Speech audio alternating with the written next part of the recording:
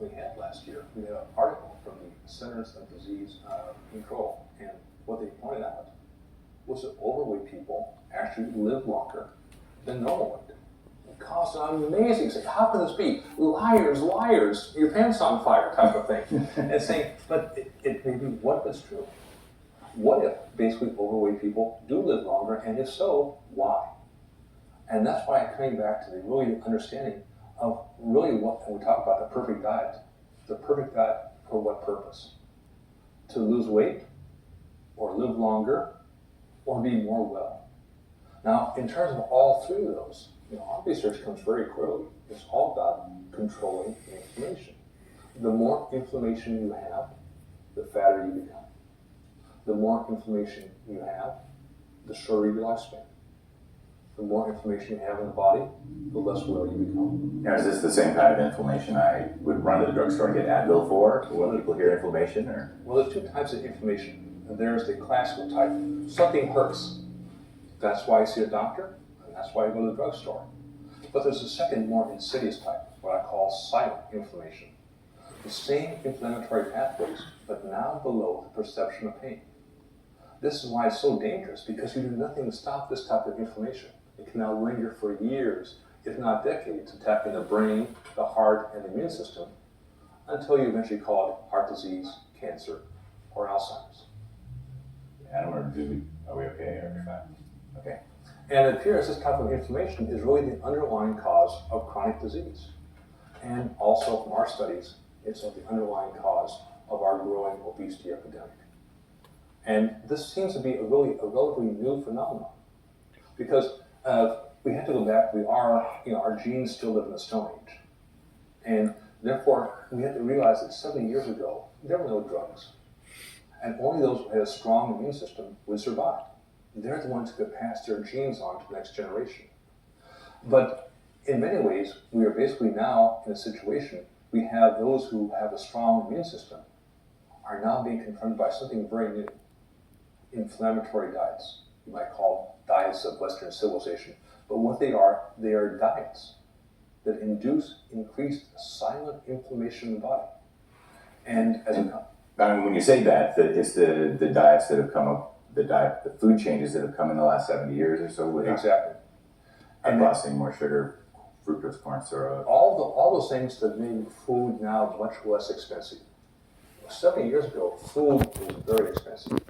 It took a long time to make meals. With the advent now of bulk commoditization of agriculture, really globalization, bulk commodity prices have dropped dramatically, and as a consequence, processed foods. People think, oh, that's junk foods like McDonald's. That also includes things like pizza and pasta. But junk foods, processed foods, are now incredibly cheap. They are probably the world's best buy for the dollar in terms of calories you can consume. And so as people start eating more of these processed foods, rich in carbohydrates, low in protein, even low in fat, what they're setting up now is a hormonal imbalance that results in increased silent inflammation. And so therefore we can begin to look at our obesity epidemic as not one of sloth and gluttony, but really one basically we created ourselves by trying to give the cheapest possible food. Well, usually when people hear about McDonald's and fast food and all that kind of stuff, what's been in the news over the last couple of years has been, glycemic index, glycemic load, whether it spikes your insulin or not. What's the relationship between the silent inflammation and insulin? Is one more important than the other? Well, they all come back to the hormones. We talk about food as a drug.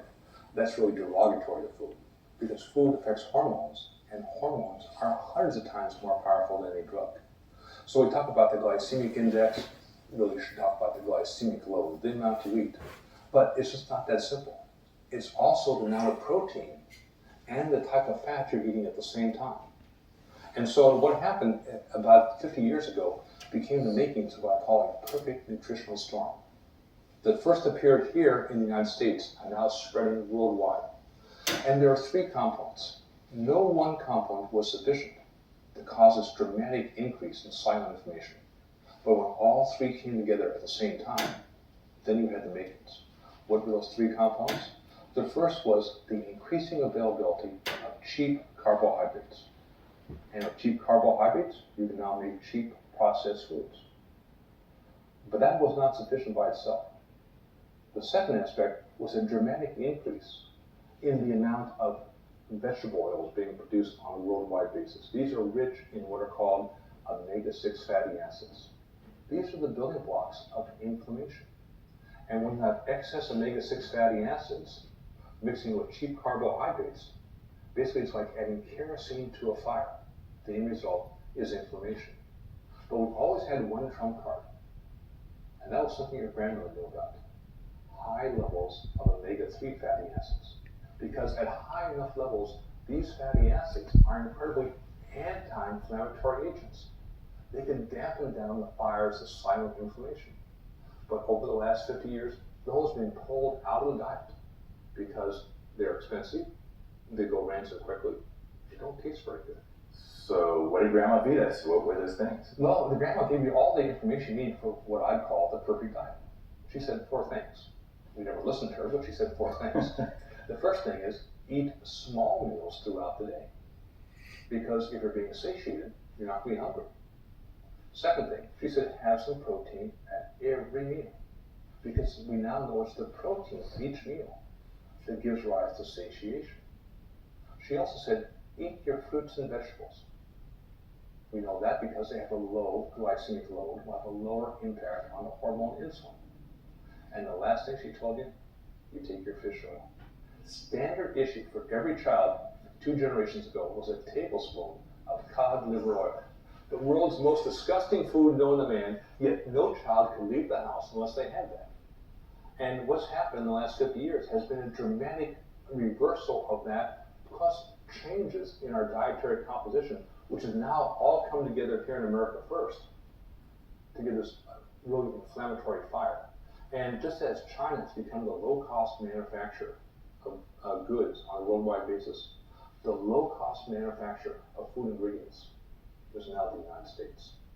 And that's why basically this inflammatory fire is spreading worldwide. So from what I've been hearing from some of the people I've been talking to along the road is that, as you mentioned, that we've gotten off our genetic path as far as our foods are concerned.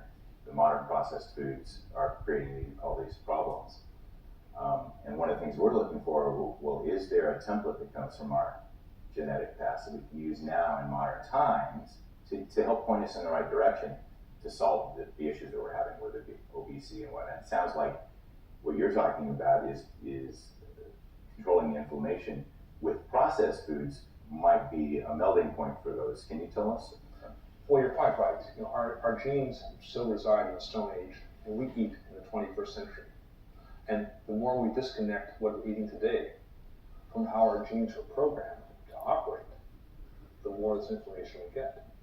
So rather than saying we should all go back to eat as the Stone Age, say never drink alcohol again, never eat refined carbohydrates, never drink dairy products. Those 3 things that were not on the face of the earth 10,000 years ago.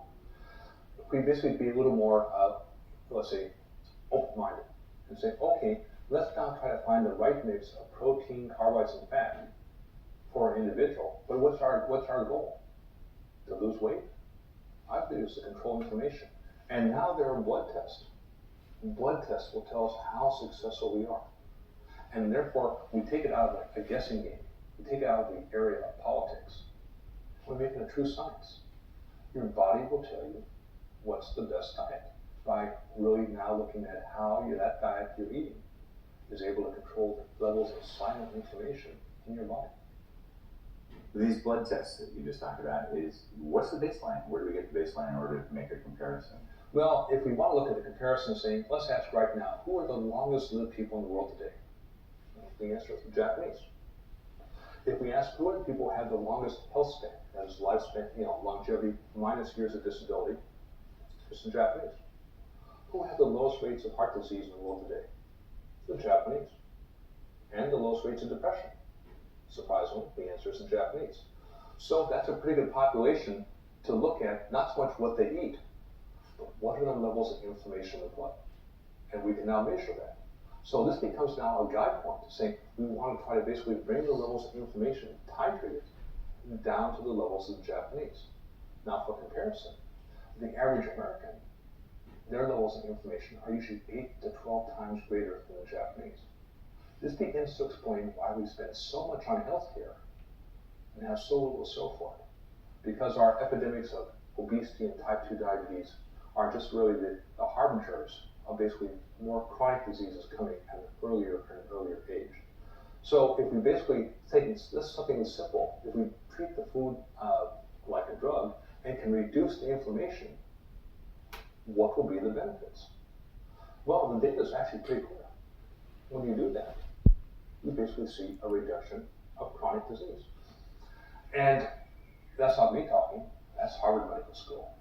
Because when they begin to compare people who follow the USDA guidelines, eat a high carbohydrate, low fat diet, right, the food pyramid, versus those who basically deviated. They ate more low fat protein, they ate more fruits and vegetables, and therefore less grains and starches.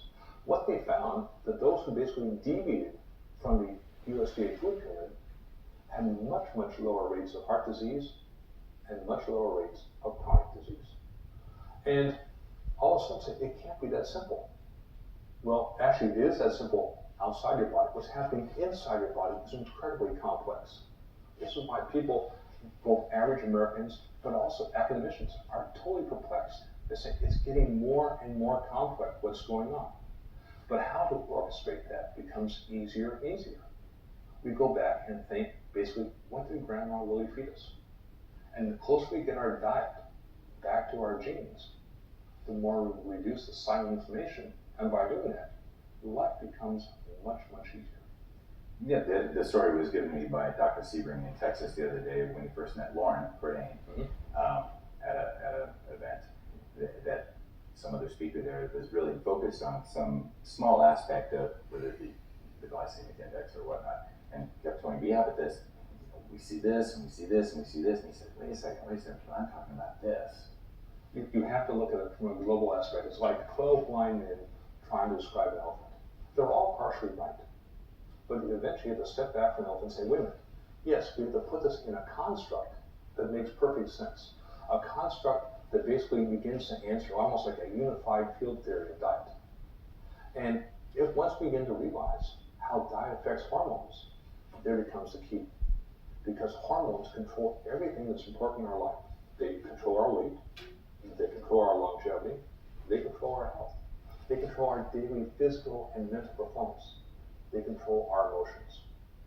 You're hard pressed to think of anything in your life that's of value, which is not controlled by hormones. Hormones you can either orchestrate or disrupt by your diet. And that's why we had to go back to look at the word diet.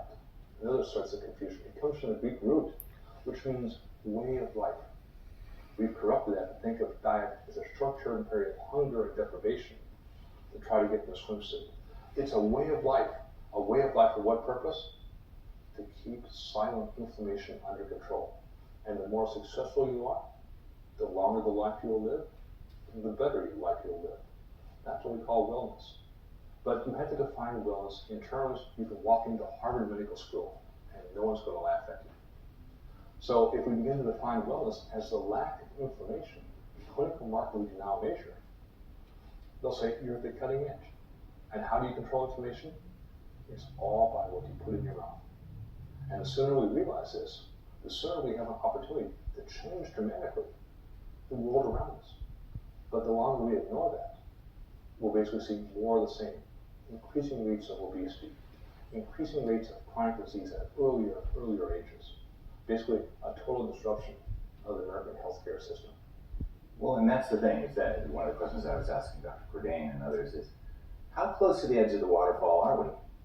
You know, and some folks think we've already gone over the edge and there's no going back. Some folks think, well, we're right there and we're paddling as hard as we can and we're losing ground.